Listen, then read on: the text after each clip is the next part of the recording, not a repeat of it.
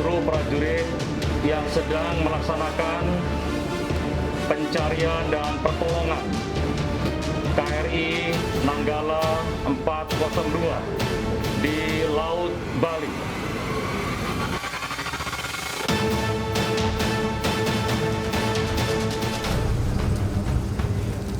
Panglima TNI Marsikal Hadi Cahyanto akan memasuki masa pensiun pada akhir tahun ini. Dalam beberapa hari terakhir, kembali mengemuka dua nama kandidat kuat yang digadang-gadang akan menggantikan posisi Hadi sebagai Panglima TNI yang baru. Kedua nama itu adalah Kepala Staf Angkatan Darat Jenderal Andika Perkasa dan Kepala Staf TNI Angkatan Laut Laksamana Yudo Margono.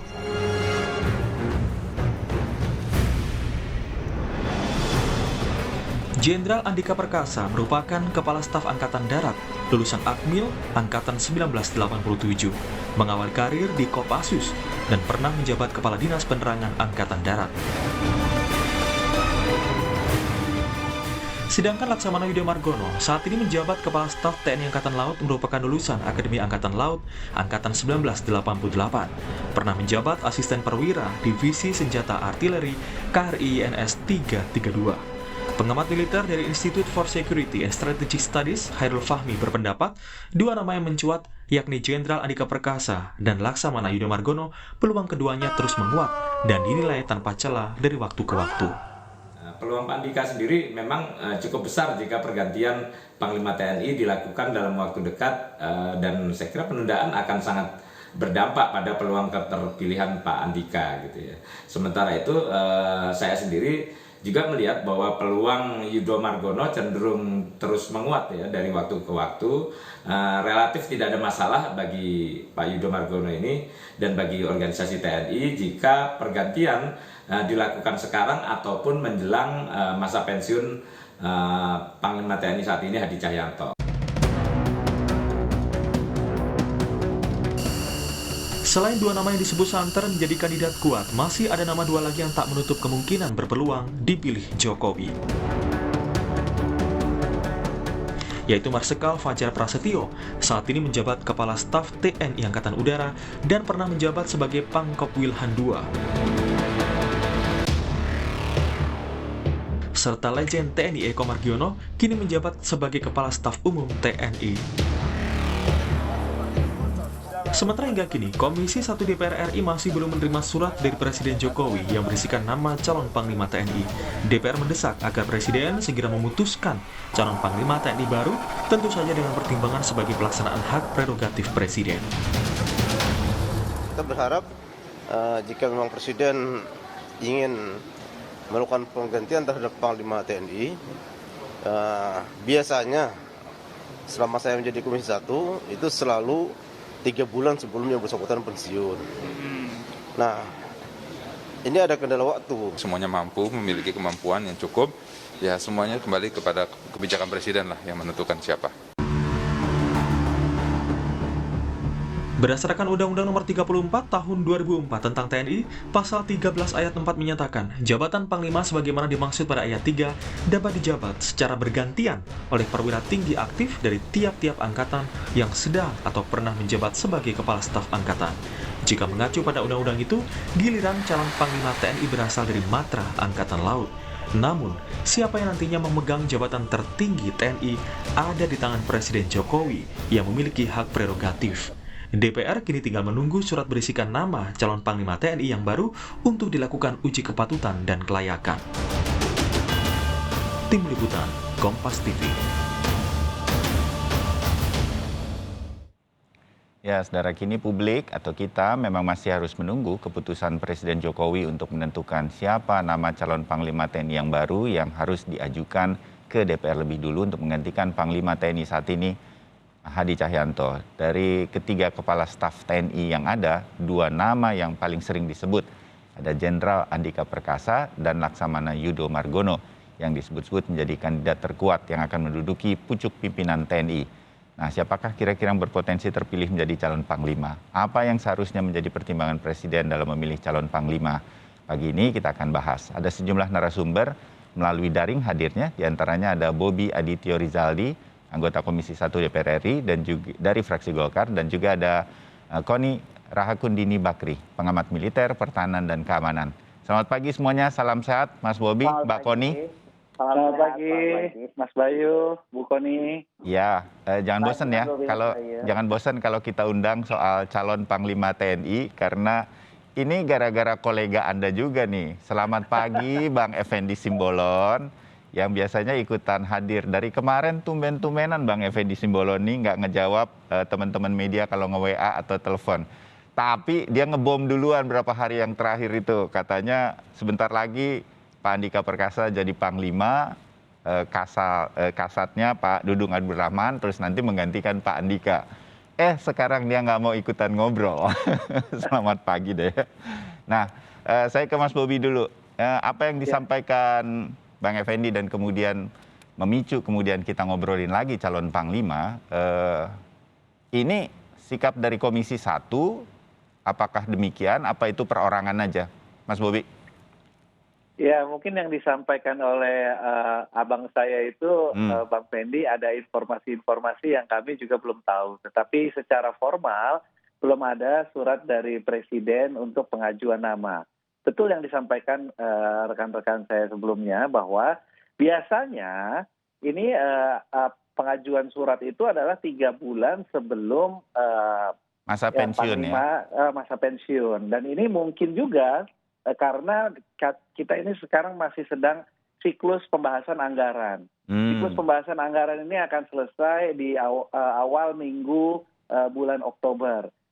Dan Panglima yang sekarang akan pensiun di bulan November. Mungkin selesai setelah waktu itu kemungkinan. Tetapi rasanya kalau di dalam siklus anggaran ini ada pergantian TNI, saya rasa akan membuat rada kompleks lah, karena masih ada satu rapat lagi kita dengan Kemenhan dan juga Panglima TNI.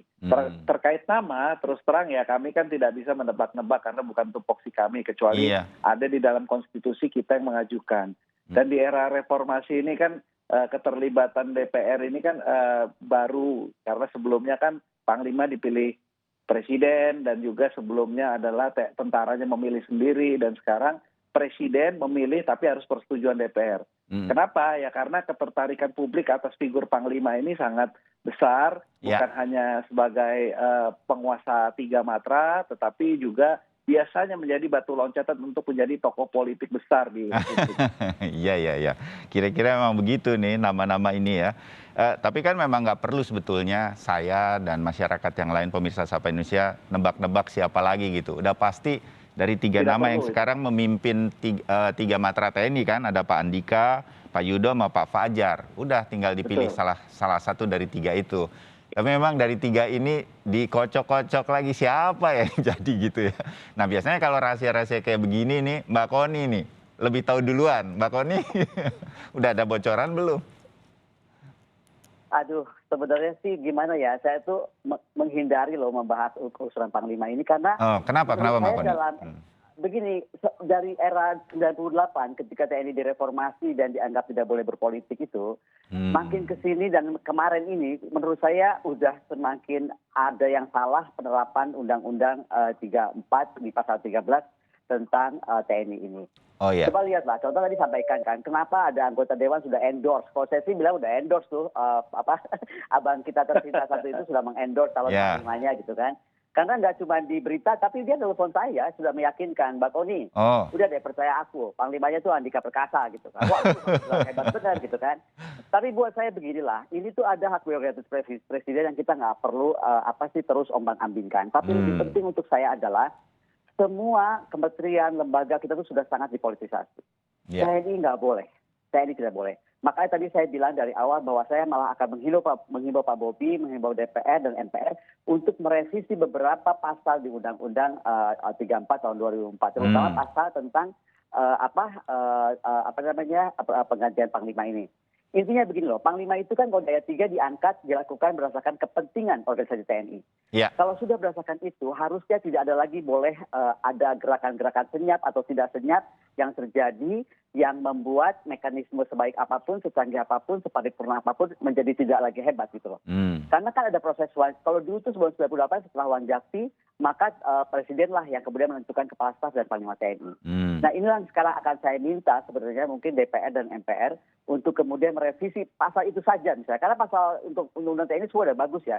Tapi tentang ini tuh karena sekarang saya masih melihat misalnya tadi Dewan sudah bisa endorse anggota Dewan. Kemudian ada fake news dengan mengatasnamakan mahasiswa meretain gitu semua. Kita cek nggak ada gitu. Jadi akhirnya menurut saya terjadi perang.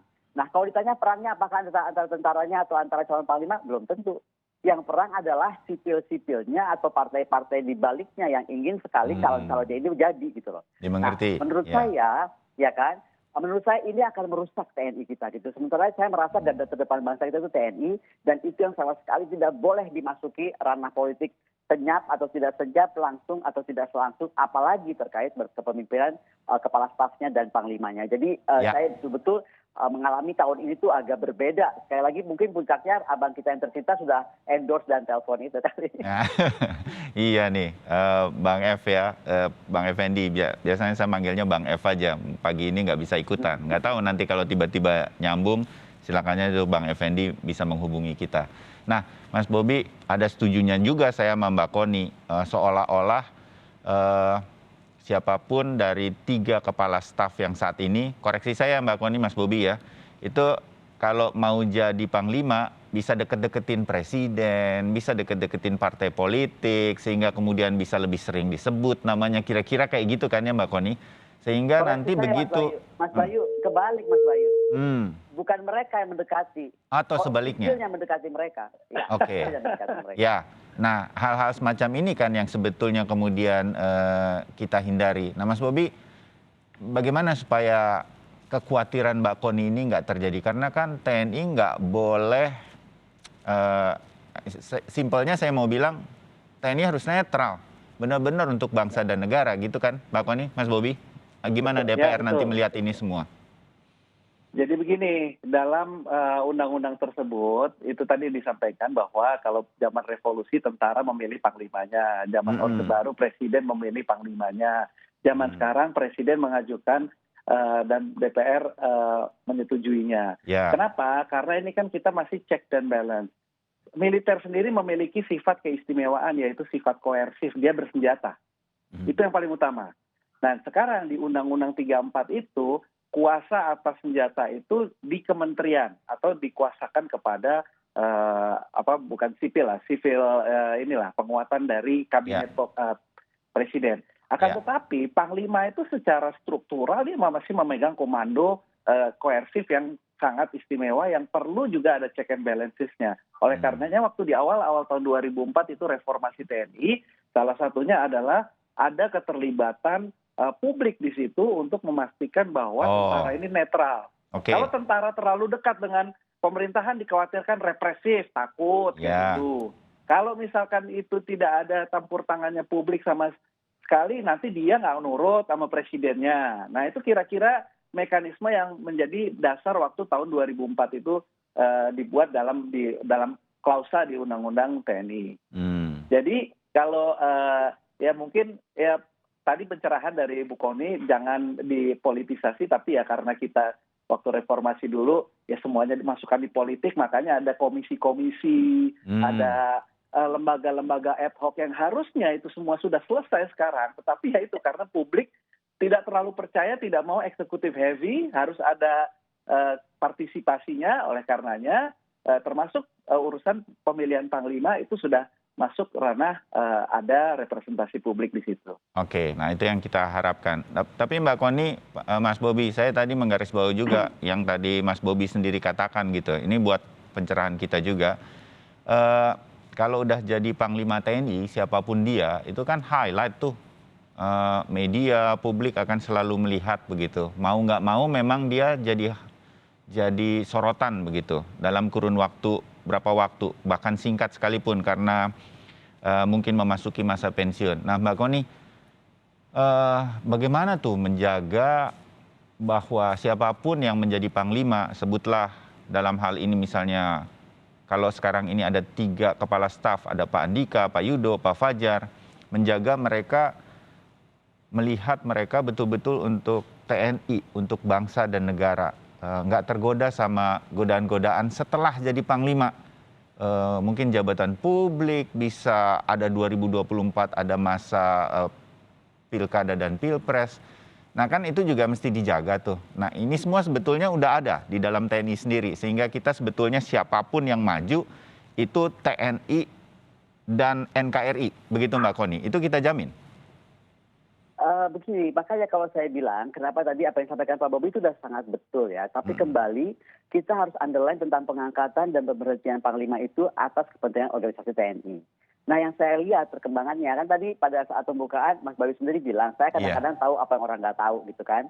Dan yang tadi saya sampaikan tentang ucapannya Bang Simbolon kita tercinta kan nggak cuma sampai situ gitu. Misalnya saja, saya tahu beberapa kali ketua partai politik tertentu mengajak dinner kepala staf kita salah satunya gitu kan. Salah satu kesempatan malah saya diundang. Saya bilang buat apa saya diundang gitu kan. Nah jadi ada semacam campaign ya, atau kita gerakan semacam itulah.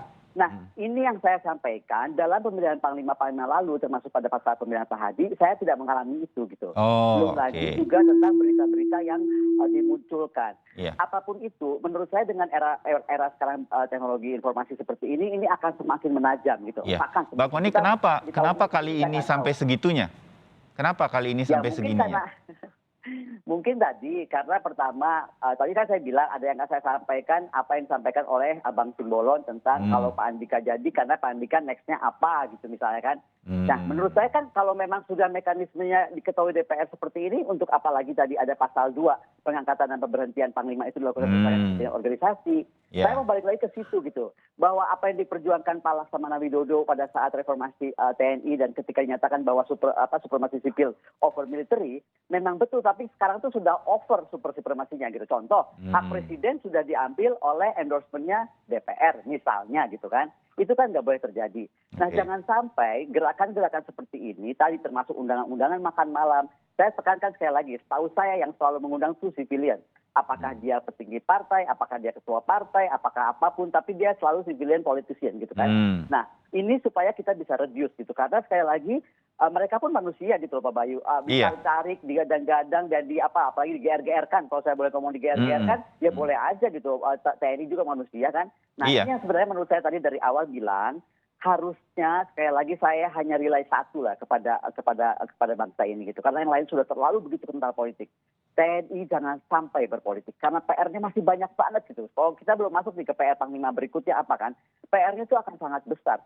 Pencapaian Pak Hadi itu sudah sangat baik, dan bagaimana mempertahankan keseimbangan di dalam TNI sendiri, kemudian bagaimana kerjasama dengan Polri, itu sudah sangat hebat. Nah ke depan PR kita tuh makin banyak, ada dampak geopolitik kawasan yang semakin mengemuka, bukan cuma sementara Cina Selatan gitu. Dampak akan terbentuknya proksi Afghanistan, Pakistan, dan India, Cina misalnya. Itu kan akan membuat kawasan juga berubah, dan kita akan melihat divisi infanteri 25 misalnya Amerika yang selama ini ada di Timur Tengah akan balik ke kawasan, dan pastilah akan menyerap atau terserap ke daerah-daerah kita. Gitu. Menarik nih informasi-informasi di balik layar dari Mbak Koni yang kemudian sekarang terjadi seperti saat ini, dan saya mengerti concernnya. Mudah-mudahan ini tidak sampai mengganggu hal-hal yang kita inginkan terjadi di TNI, menjaga apa yang sudah dicapai oleh Panglima sekarang Pak Hadi, dan terus untuk NKRI yang punya PR-PR yang sekarang sedang berjalan.